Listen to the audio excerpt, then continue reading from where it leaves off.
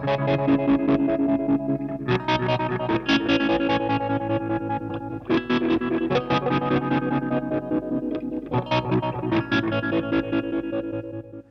guys, me and Eric have been working on a project and it's gone through a few iterations, and I was just going to go over some of the changes we made for the project, and just and what the actual project is as well, which it's kind of like a bit of a sneak preview on the actual project that we're working on, which I think a lot of people will, I think this project should be popular. So it originally was going to be, it's changed a lot since this, but it was originally going to be called the Mortal Wombat, and it was going to be a 7-watt amp that you could add like a little hat to the top of it, which would change the tone control, or you could put like a plexi type of, you could do like a plexi or a Marshall sort of tone stack, or a Big Muff Pi tone stack, or whatever, and add sort of these modules to the top.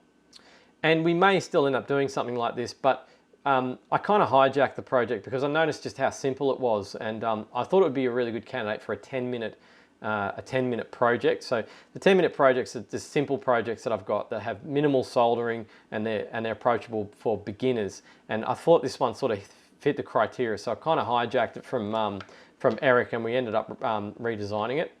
But originally this was what it looked like, and it was going to have, as I mentioned, these hats that go on the top. But the two problems we found out was it's kind of too complicated.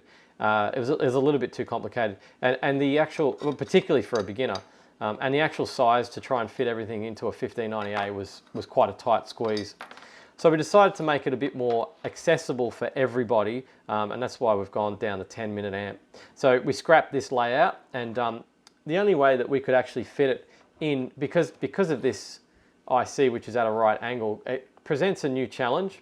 And I didn't want to have the pot actually hanging off to be manually wired, because I wanted this to be simple for a beginner to be able to do. And usually that means the pot should be actually soldered to the PCB. But then you have the situation, and this is actually version 2, where you have the IC coming off in one direction and the pot coming off in the other. And the only way to do that, that we discovered, was basically to mount the pot vertically. And that's not normally what we do with guitar pedals. If you've built a guitar pedal, you'll know what I'm talking about, but if you haven't, I'll just explain.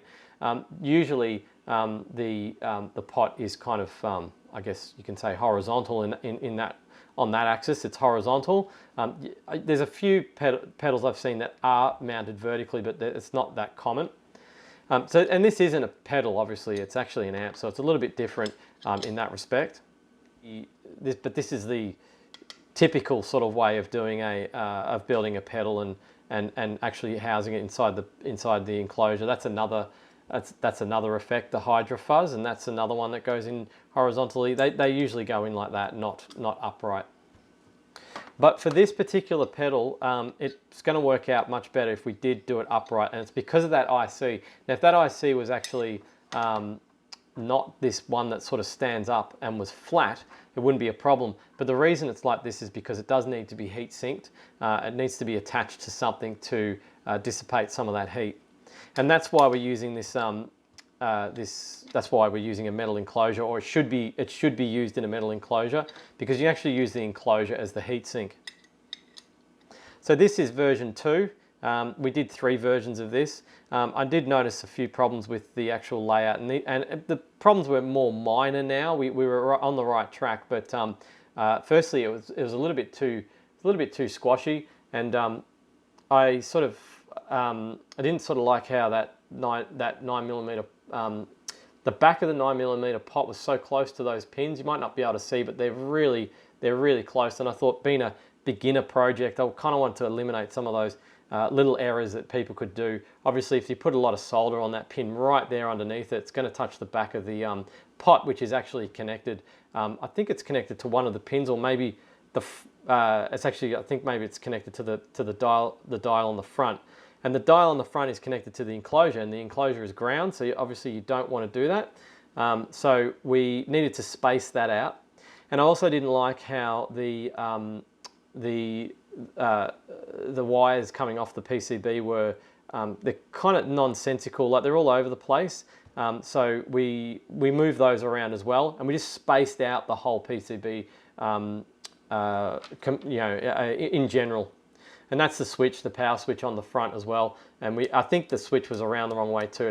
We wanted it to be down. I think the convention is down. I've forgotten. I think the convention's down.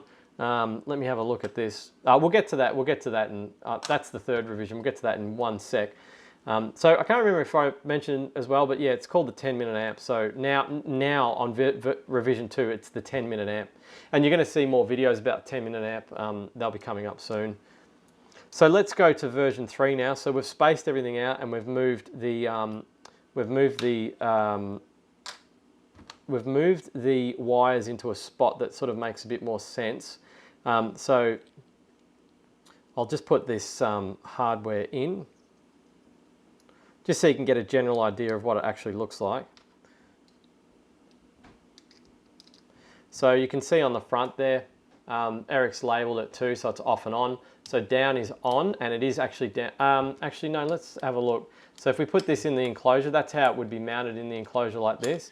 But obviously you have to flip it upside down, so it's actually up would be off, which makes sense. Obviously, you usually push down for on. Now that I think about it, it's kind of common sense. But yeah, so now we've got a layout that's more spacious, and there's nothing I can't see any close pins like we had on the IC anymore. I bent that pin. I have to bend that back when I pushed it in. But yeah, that pin's not touching it anymore, and these wires are in the spot where they probably should be. So I just had to sort of guess where everything was going to go, and you'd have the insulated speaker output you'd have here. So on this, you'll see on the PCB, you'll see that's where the speaker wires are. So they're nice and close to where the jack would be. And then on the other side, on the front of the enclosure, you'd actually have the guitar input. So you put the guitar input on this side, and you can actually move that down a little bit. It doesn't have to be dead center. Move it down a little bit. So you've got the guitar jack here, like this, and then you can just wire that straight into where the input and ground is, as you can see here. Well, you might be able to see if I put it in the right direction. In and ground is here, and then the actual DC you'd put here, and you've got 9-volt and ground on this side of the PCB as well. So the wires should be short to all of this stuff because it's all in the right. Everything's in the right spot now.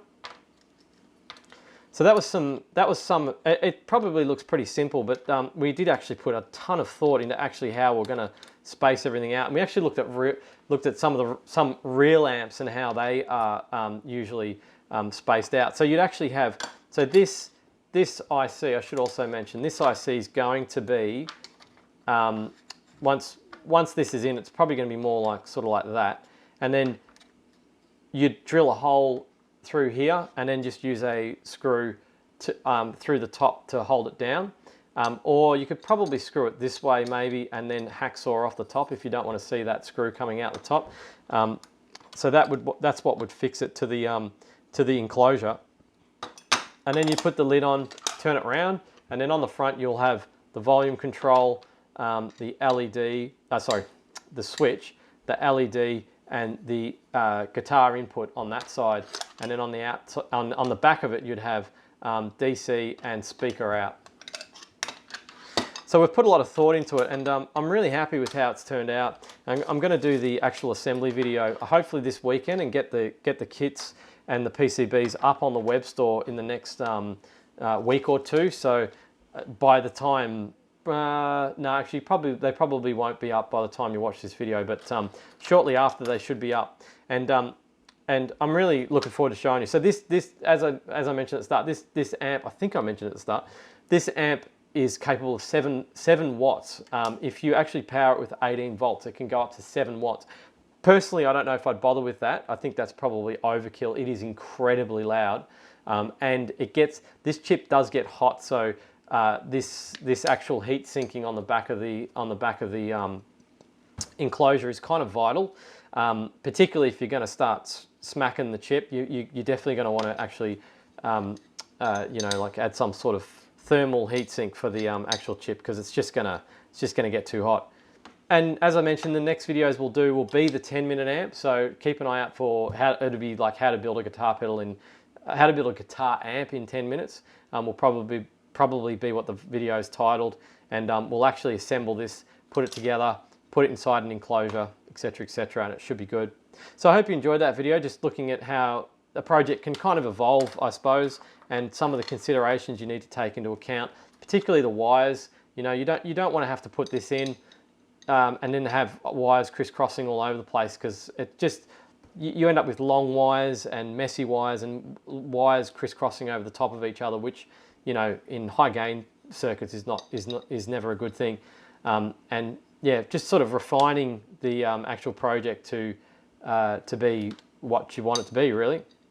And with these 10-minute projects, I'm always trying to get them as simple to put together as possible, because I know that they're often, I mean, everybody, even advanced builders build them, but they're also they're particularly popular with beginner builders who just want to put something together, you know. And this is a great project also, just on that topic, because everybody wants to build amps, but nobody wants to muck around with 240 volts and things like that. And you can do this.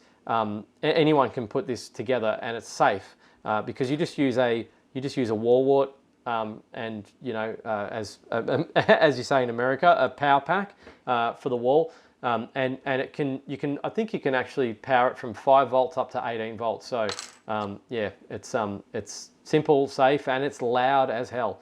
But we'll look more about the actual project when we get close to that. So yeah, anyway, I hope you enjoyed the video, and just talking about how we've changed this project. And we've actually been working on it for probably 6 months, because like I said, I wanted to make sure it was right before I released it, and now I'm really happy with it. So we're ready to rock and roll with it. So thanks for watching the video, and don't forget to subscribe for more. The 10-minute amp video will be coming up soon, so keep an eye out for that as well. Cheers, guys.